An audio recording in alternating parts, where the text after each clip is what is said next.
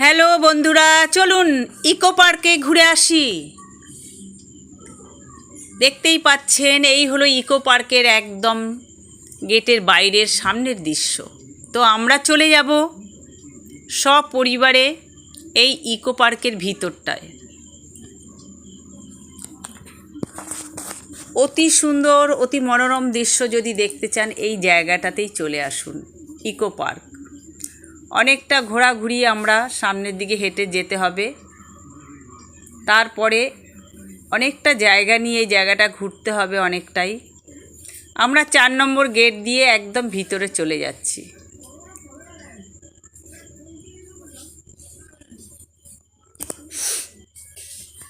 চার নম্বর গেটের ভিতর থেকে আমরা চলে যাচ্ছি একদম ইকো পার্কের ভিতরে। তো অনেকটাই হাঁটতে হবে, প্রথমে হেঁটে ভিতরে ঢুকতে হবে। তো হেঁটে হেঁটে আমরা একটু ক্লান্ত হয়ে গেছি, তাই জন্য একটু বিশ্রাম নিয়ে নিলাম। তো আপনারাও পারলে চলে আসুন ইকো পার্কে ঘুরতে। খুবই সুন্দর এই ইকো পার্ক, তবে একটু গরম ছিল, সেই জন্য লোকজন একটু কম ছিল। তো আমরা হেঁটে হেঁটে ক্লান্ত হয়ে গেছি, ছেলে বউ সবাই আমরা মিলে আমরা এখানে একটু রেস্ট নিয়ে নিচ্ছি, তারপরে আবার আমরা ভিতরের দিকে যাব। ওই যে দূরে দেখতে পাচ্ছেন পিরামিড, যেটা মিশরে ছিল, মিশরের পিরামিড। আমরা সেখানে 20 টাকা দিয়ে টিকিট কেটে তার ভেতরে একদম চলে যাচ্ছি। এই মিশরের পিরামিডের ভিতরে আছে সেই মমি দেওয়া স্ট্যাচুগুলো, যেটা এখানে কৃত্রিমভাবে তৈরি করে রেখেছে। মিশরে তো যাওয়া সম্ভব হবে না, তাই এই ইকো পার্কেই এসে দেখে নিন তার কিছুটা সাদৃশ্য। তাই আমরাও চলে এসেছি। দেখুন এই মমি তৈরি করে রেখেছে কৃত্রিমভাবে। তারপরে আমরা বেরিয়ে সামনের দিকে গেলাম, পরপর আরও সামনে এগিয়ে যাব।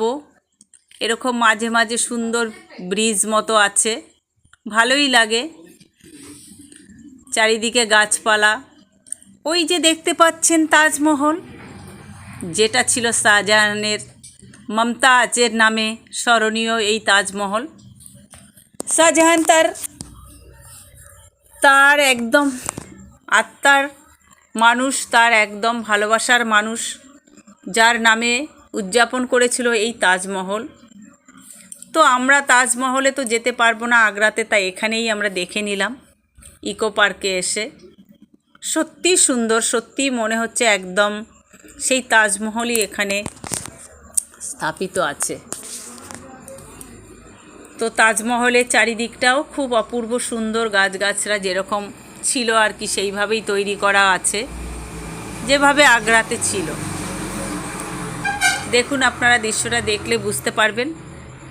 তো এইভাবে আমরা পরপর 4 নম্বর থেকে 3 নম্বর, 3 নম্বর থেকে 2 নম্বর, তারপরে লাস্ট 1 নম্বর গেট থেকে বেরিয়ে যাব। দেখতে দেখতে অনেকটাই হাঁটতে হয়, অনেকটাই ঘুরতে হয়, অনেকটাই দেখতে হয়, অনেক কিছুই দেখতে হয়। মাঝে মাঝে আমরা রেস্ট নিয়ে নিচ্ছি, আবার একটু খাওয়া দাওয়া করেও নিচ্ছি, কারণ অনেকটা বড় জায়গা, হাঁটতে হাঁটতে সত্যিই কষ্ট হয়ে যায়।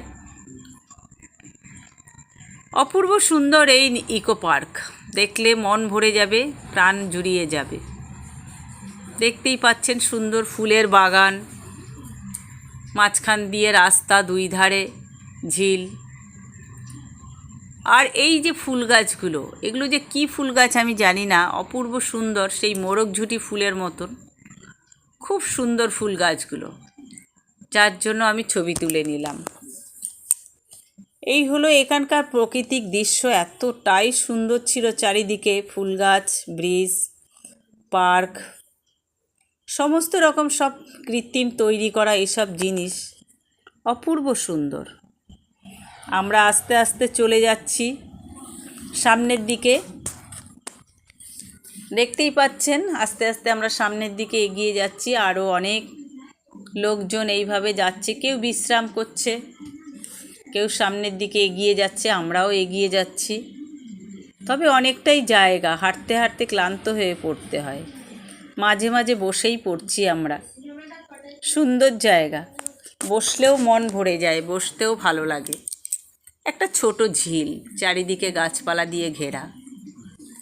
তো চললাম সামনের দিকে, আরও এগিয়ে চললাম, দেখা যাক আরও কি কি আছে সামনে। আপনারাও দেখুন, আমিও দেখছি, আমরাও দেখছি। তা চলে এলাম একদম সেই বড় ঝিলের পাড়ে, যেখানে চারিদিকে সুন্দরভাবে একদম ব্যারিকেড করা আছে স্ট্যাচু করে। তো আমরা চলে এলাম সেই একদম ব্যারিকেডের কাছে। আর দেখুন রাস্তার অপর সাইডে তালপাতার ডিজাইন করা এই যে ঘিরে রেখেছে, সবাই দেখছে। আর ওই যে দেখছেন বড় একটা পিরামিডের আকারে, ওটা সায়েন্টিস্টদের সব জিনিসপত্র আছে। তো আমরা ভিতরে ঢুকিনি, বাইরে থেকে সব দেখেছি ছবিগুলো, কারণ ওখানে একটু পয়সা সাপেক্ষ জায়গা বেশি ছিল, তাই জন্য আমরা দেখিনি। তো আমরা বাইরে থেকেই যতটা উপভোগ করেছি, সত্যি সুন্দর।